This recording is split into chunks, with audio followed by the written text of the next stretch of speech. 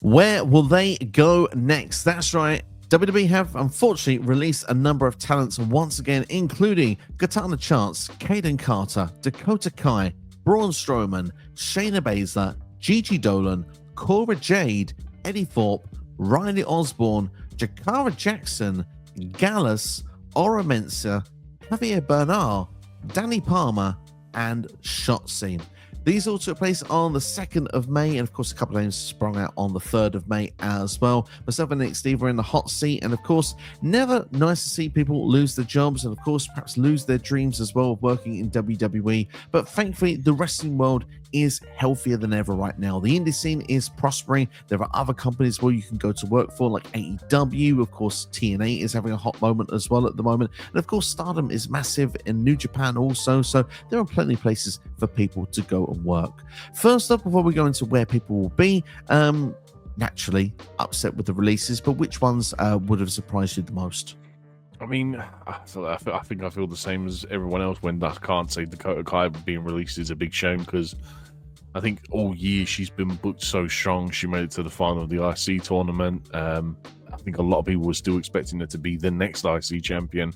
And yeah, it just feels a bit criminally, like I said, for someone who's been on TV so consistently to be released, I think it's just a real kicker. Like, I can understand if she wasn't being used, which is kind of the case for some of these guys. But I just think it's a bit of a shame. Like I said, someone who's used so predominantly on TV as a, do you know what I mean, has been having some decent matches as well. Just that, I think ultimately Dakota Kai is probably the biggest shame for me. Yeah, biggest shame for me and biggest surprise of the pack as well. Brian Alvarez has come out and said reportedly it could be a reasoning of why she was released from the Wrestling Observer, of course, saying that Damage Control is done now as a group. Io Sky top champion. When Asuka and Kairi returned, they were as a tag team, so kind of Dakota felt like the odd one out. For me, I don't really like that as an excuse. There's plenty of things you could do with Dakota Kai, like say go for the IC title. She could have moved to SmackDown. There's plenty that she could have been doing in the meantime. Cora Jade really surprised me as well, although she's had a number of injuries. I felt that she was going to be a big deal in NXT, and surprisingly enough, Braun Strowman was a real surprise for me, because yes, I know his knees seem to be giving way with every match he was having, but at the same time, I just look at the last year, he put over Bronson Reed and Jacob Fatu massive in a couple of programs, and actually looked really good in doing so, making them look fantastic as well. If they're going to become big deals in WWE, you could argue that he is one of the reasons of why doing so, because he's that first big man that they would able to put over. So I feel like it's a shame that he's been let go, but there's multiple different reasons of why certain talents have been released. Age has been a factor in some of them. I reckon some of the payments has been for some superstars as well. And when it comes to ones like NXT, either not seeing use for them, development really moving forward, and of course some have been seen as lazy with training as well, which is an interesting one to throw out there. There is one as well. Riley Osborne has come out as a report today, apparently and allegedly did not want to work Evolve tapings, and WWE took that personally. Anyways, that's the reasons for the releases. That's who we're most surprised about. But like we say, the wrestling world is prospering right now, so hopefully there's a bright future for them out there. Let's start with Dakota Kai, the one that you're most surprised about. Where you can see her going next? I think she's actually been criminally underused a lot of her time in WWE. She always seems to have been a manager or a backup for someone, and I think if she goes to somewhere like a Stardom, where she can kind of make a name for herself, kind of almost build up, get some solid ring work behind her, get some credible matches, I think that could be a really good way to re-elevate herself. But otherwise, TNA, man, I think TNA, she elevates that knockouts division. I think the same with AEW. I think she kind of gets lost in the shuffle with them. Like, if she goes AEW, she ends up on Ring of Honor, and then no one sees her again. So for me, TNA, man, I think she just elevates that knockouts division. I mean, for me, what I want is TNA. I like you say, for the knockouts division, there's certainly some names that you could really add some depth to that division when you've got the likes of Jordan Grace and obviously the match types that are there as well. Masha Slamovich is there, obviously, is one. Tessa Blanchard could be another one. There's some great names to work with and great matches in that division. But to make a prediction, I actually am going to say she'll be all elite. I think she'll go to AEW. I think that, with the likes of Mercedes Moné being there as well, that feels like that'd be a great match to see. Toni Storm as well has shown that it can be done as well. So yeah, I do think there is that potential to breakthrough, and I think Dakota is someone I think that actually would do quite well under their ranks. But would she be a TBS champion? Probably more likely than the world champion. But at the same time, I think that she'll be someone that could be all elite. Next, let's talk about Braun Strowman. I mean, the guy has his health problems. He's an attraction more than anything, and I can't see anyone really signing him to a multi-year deal as an attraction. I think for me, he stays as a free agent. You bring him in, for instance, in a TNA or an AEW when you just need a big man to, like, you've got a TNT championship or something, or an international championship where you want a surprise opponent to take on whoever the champ is for a one-off. I think Braun Strowman stays as a free agent for me, and he goes anywhere, and just like I said, becomes an attraction because of his size and stuff. Completely agree with you. I can see it as well. So I'd love to see him in New Japan. I think that just would be fun, just because to see him in that environment. Like he's a big dude. Versus the Stone Pitbull. Yeah, a bit of Ishii action. Why not? There's some great matches you can do with it, but at the same time, I do think to myself, like, I can't see him going to a TNA. I can't see him going to any of the companies you mentioned. Like you say, a free agent thing kind of works. Something like one-off appearances with things like GCW, for example, when the billing fits, I feel like it's something that would be more working for him. He didn't do other promotions before when he left WWE the last time, and neither did Dakota Kai either. So it's interesting to see what would happen this time around. How about Shayna Baszler? If honestly, I'd actually like to see Shayna Baszler go back to doing UFC, or stick along the lines with more of like the Josh Barnett Bloodsport stuff, and be almost rediscover the vicious side to her. Like, as much as she could probably go into a TNA or an AEW, and if booked right, like she was originally supposed to be when she first debuted on the WWE main roster, she could be a complete animal. But I think if you keep her in, like say, go back to UFC, or like I said, Josh Barnett's Bloodsport, like a GCW even, I think she elevates that brand.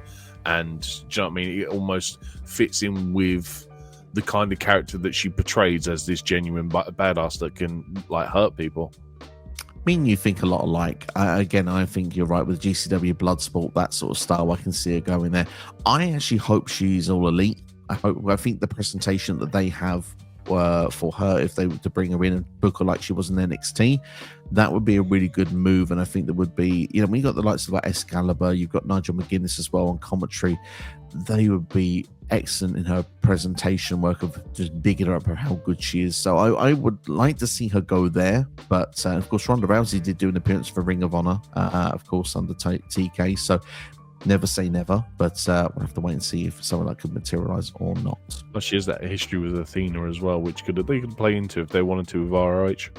Certainly would be a lot of fun, wouldn't it? How about Katana Chance and Kaden Carter? I think there's only one division I can scream out for those two, and it has to be TNA, surely. Yeah, it has to be, unfortunately. It can't. It's that or it's Stardom, because I think Stardom have a women's tag team division. But if you want to keep them on TV, and if you want someone to fill a gap, these are kind of the same as the Iconics when they got released. These two need to stay together. I think that they were never used a lot as single stars, and I think they will both genuinely benefit from sticking together as a tag team. So ultimately, yes, I would say the TNA Knockouts division, just for the fact that they are an established tag team. TNA is one of the few brands that has a women's tag team division. Certainly do, and I think they'll be champions come Slammiversary or Bound for Glory whenever they are available to join. And the next TNA big show, I could see them win those championships quite early. Yeah. Someone else I can see joining TNA would be Gigi Dolan. Absolutely, especially with the fact that her boyfriend Zachary Wentz is her boyfriend. It is indeed, yes. He's on TNA. Again, someone else I think that was criminally underused in her whole time in NXT that deserves a lot better, especially when they initially broke up when Mandy Rose was released, and it just went on to be JC and Gigi, and they did the split, and she kind of just fell off again and was not used. I think if you put her in TNA, put her back as Priscilla Kelly, I believe Priscilla Kelly was her indie name. Well, she's got all the ability there to go on and be a Knockouts champion, I would say. Yeah, I think she's got all the ability to do so as well. TNA was booking her as well, so you'd imagine there would be something there as well. One of her team partners towards the end was Tatum Paxi, still with WWE, but another one in that trio was Shotzi, who of course is also available. Would you see her perhaps going to TNA as well, or is it starting to become too many names under the TNA banner? I mean, look, they can't sign everyone, so I think they have to pick and choose. I mean, if ideally, if you're going to put them somewhere, I think she probably does better in TNA than she does in an AEW, because I think she ends up in ROH if she goes to AEW.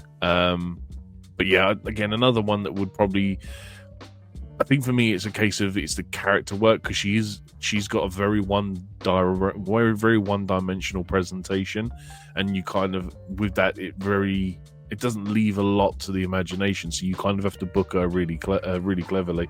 So I think for me, if she goes TNA, she can carry on, but almost work on not necessarily changing her presentation, but like making her character work more prominent. I mean, TNA, I think, would help with the character stuff. Their sort of way of their doing their booking and stuff is good for all those sorts of different characters. You know, they can make all those characters fit in one place and gel really well together and have unique interactions. So TNA would be my favorite one. She has history with TNA as well, performing for them before. So it's somewhere I'd like her to go. So I will stick out and say that as well. Cora Jade, though, I think would be great for TNA, but I'm going to actually predict that this one will be all elite. It's always can be compared as the next Sasha Banks. Perhaps a match with Mercedes Moné could be something we could see in the next few months. Yeah, it's unfortunate. It's probably the injuries that have caused this one. And look, I think if she goes on to have a stellar 2-3 years, can try and stay injury-free, AEW is the perfect place for her. She is a big star and can carry on being a big star if she goes to AEW. Doesn't necessarily have to win stuff, just has to be prominently featured, like be on television every week. I think she does that for another 2 years. She could easily go back to WWE in a couple of years. She's only like 21 or something as well. She just needs to get those injuries past her. And like I said, I wouldn't be surprised if at some point in the future she goes back to WWE, because I think the potential is there to still have a major star for WWE. Certainly, indeed. For me, like I say, one of the ones I was most surprised of with her release, but like you say, injuries probably did catch up. We keep saying TNA for a lot of the female performers, maybe because TNA does book women's wrestling very, very well, but this performer actually was being used in TNA quite a bit. Cora Jackson. Yeah, again, this one I think is a bit harder, just because I can't off the top of my head think of a lot of character work for Cora Jackson. I know the in-ring work, so for me, I'm actually probably going to say more towards AEW, just because I think with the in-ring work, I think she fits in better there, and she doesn't necessarily have to be an established character to fit in on that roster. She can have some solid wrestling matches and then go on to build a character, which I think is the main point for it. Like, I know it's kind of controversial to what I just said about Shotzi, but I think that Jakara has a decent in-ring set that she can get herself over in AEW using that alone. Certainly, indeed. I'm actually going to say she will go to TNA, but as an alternative answer as well, Ring of Honor could be an outside bet as well. Like you say, if you go to the AEW side, I think Ring of Honor would be quite beneficial for her at this present moment. Eddie Thorpe obviously has history of being in New Japan. Could you see him going back to there, or do you reckon he'll probably test the waters somewhere else? 100%. I think he goes back to New Japan. He's one of them guys that was originally in New Japan, came to WWE with the ideas of being a big star. I mean, we talked about it when we did predictions for one of the NXT shows with Kyle. It's amazing that he's one of the few NXT UK stars that was still on the brand. And look, I mean, for me, go back to what you know best. Go back to New Japan. Go have some killer matches. Build yourself back up again. Like, there's no harm in it. And like I said, New Japan, I know it doesn't get the most eyes on it in terms of stateside, but you can still go and make a name for yourself there. I mean, dude, you look at the likes of I forget his name now, who's one of the Gabe, is it Gabe Kidd, who's over in New Japan? Gabe Kidd, man, is like one of the best wrestlers in the world at the minute, and he's in New Japan. So, dude, why can't Eddie Thorpe go and do that? Absolutely, indeed. Yeah, I wouldn't be surprised to see him going back there. But as an alternative answer, don't always have the same answers the whole way through. How about a shout for MLW? It's not a bad shout. He could actually do quite a lot for MLW. If anything, then you probably would say keep him as a free agent so he can travel between them. He'd almost go with the Matt Cardona route. Do GCW, do MLW, do TNA, do New Japan, do all these promos, man. Eddie Thorpe could do that. Certainly would work quite well for him indeed. How about Riley Osborne? Is quite a high flyer as part of Chase U. Top UK performer, still very young. Where would you see him fitting in? Perhaps maybe X Division or X Division wouldn't be a bad shout. He needs to, like I said, another one that's struggled with character work because he's been stuck in a sort of a very dynamic direction, being part of Chase U. For me, I'd say stay as a free agent. He needs to, obviously, once he gets past his injuries, I think he needs to start building a name for himself. Just in general, I don't think he's done enough to warrant someone like an AEW or a TNA signing him. So I think he's another one that needs to go along the Matt Cardona route. He needs to put himself out there, get around, put in some solid ring work, and then see where that takes him. Certainly indeed. And of course, Blair Davenport, of course, is his partner. And of course, she was released earlier this year from WWE. So perhaps maybe her landing spot may be something that could have something to do with his landing spot, especially if she was to go back to Stardom, for example. You'd imagine they'd want to spend a lot of time together being a couple. So could be something that could be to look out for. New Japan, what do they call the lightweight division in New Japan? I mean, like Riley Osborne in there. We've seen the likes of Will Ospreay go through that division, and now look where he is now. So there's no reason why he couldn't go and do that. How about the Gallus boys, always on top? I think the problem with this one is that you either book them as a trio, or you have to book them separately. And I think the problem is they've been established for so many years as a trio that this is where they're going to struggle. If I was honest, I'd probably only take Joe Coffey. I wouldn't take Wolfgang and Mark. I think that Joe Coffey's probably got the most established character. I think Joe could go into somewhere like a TNA, but I think Wolfgang and Mark would need to, I don't know, again, probably just get more in-ring action, more ring time, and I'd find it hard for someone like a TNA or an AEW. Maybe an AEW as an established tag team, possibly. But, again, because they're kind of a trio package, it's really hard to kind of pick one spot for these guys.